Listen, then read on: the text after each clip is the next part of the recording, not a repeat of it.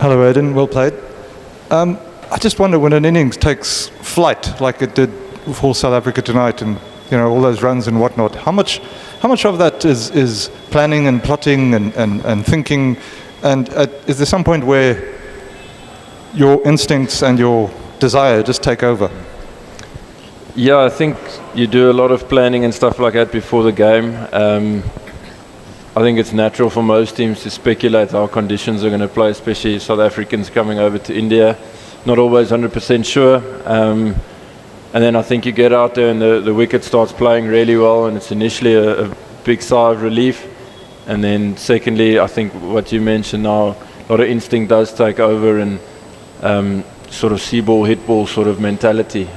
So marrying the two of them, I suppose, is quite crucial. But yeah, we're thankful that we got a belter of a wicket there tonight. Aiden, yourself, Quinton, and Rassie, all three of you had quite not emotional, but quite big celebrations when you reached the milestone. Why do you think that is? Is that just because it's the World Cup stage and you guys wanted to start well, or what was that? Yeah, it's quite strange because you almost get this thing that just takes over your body at certain moments. So I think there's a lot of passion in this team to give our absolute all at this World Cup and see how far it can get us. Been known to start pretty slowly, be it in a series or maybe world events and things like that. So put a lot of emphasis on today's game to start well and play the same cricket we've been playing that's managed to sneak us into this comp. So I think it's all of those emotions sort of mixed up and building up that sort of just comes out, and a lot of pride naturally for the three of us as well to, when it's your day, try cash in and really make it count. So yeah, a mixture of quite a lot of things, I would say. Aiden, obviously very satisfied with the century itself, but just also how chuffed are you in the manner that you played?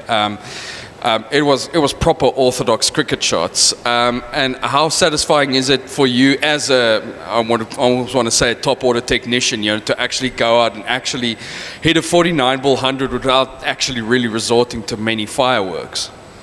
Yeah, it was a strange one. I mean, certainly didn't wake up this morning thinking today would turn out that way, but gave a couple of balls up front to get a feel of the wicket, and eventually realised watching Quinny and Rassie bat and having that initial feel that it was a really good wicket. The outfield was really fast, so value for shots is always there, and that's almost what I was thinking the whole time was, if you're setting up to hit really strong, hard cricket shots, the outfield and the pitch helps you out quite a lot as well. So it worked luckily tonight. Balls hit gaps. I mean, they don't always hit gaps, and could be a different story, but yeah, thankful it worked out that way. And again, it was a really good pitch, so that definitely assisted. Aiden, do you think as a team you've sent a message to everyone else in the tournament, having hit the highest score ever in a World Cup?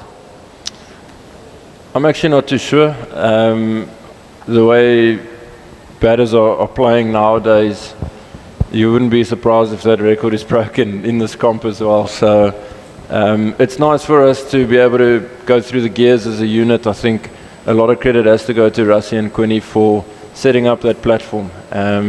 It's hard work always up front. They bowled well the back end of the power play, and their spin actually started bowling really well just outside of the power play, or whenever he came on. So for them to put the hard work in like that, and then to allow the middle order to free up nicely, they might not get as much credit as they deserve. So certainly hope that they do get that credit after tonight.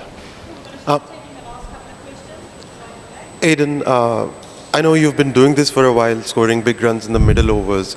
But can you just, talk us through the process of, firstly, as somebody who was a top order batter, firstly to realize that, you can do it in the middle overs, and then the process of what went into becoming that batter? Sorry, the last bit of the question? What kind of work went into actually doing it? Yeah, I think you do try evolve as a batter, and it's weird when you bump your head a few times, maybe exploring options that are not your plan A and are not necessarily your strengths, but you try explore them in the nets.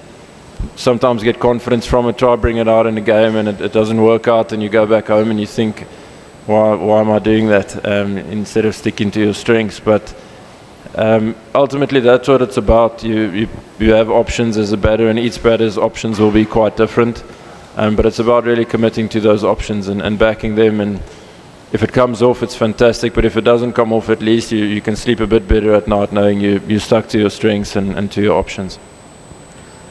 Hi, you were exceptional with the bat as a unit, but do you think you conceded some runs with the ball, which can be a problem, going into a tournament if the target is not that high? Can that create a bit of a concern for you guys, the bowling bit?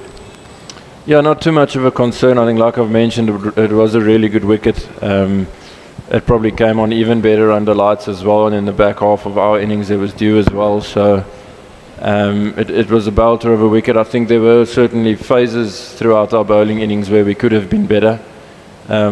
We created a couple of opportunities, and that's good to see when you're on a really good wicket, that we're still able to create opportunities in the middle. And hopefully going forward you take those opportunities, you keep the pressure on, you keep momentum on your side, and maybe you reduce them to 40-50 runs less. But the bowlers, it's tough on a wicket like that, a ball that's travelling and not a really big outfield. So I think you try to look at it from both sides and see how you can improve still going into the next game.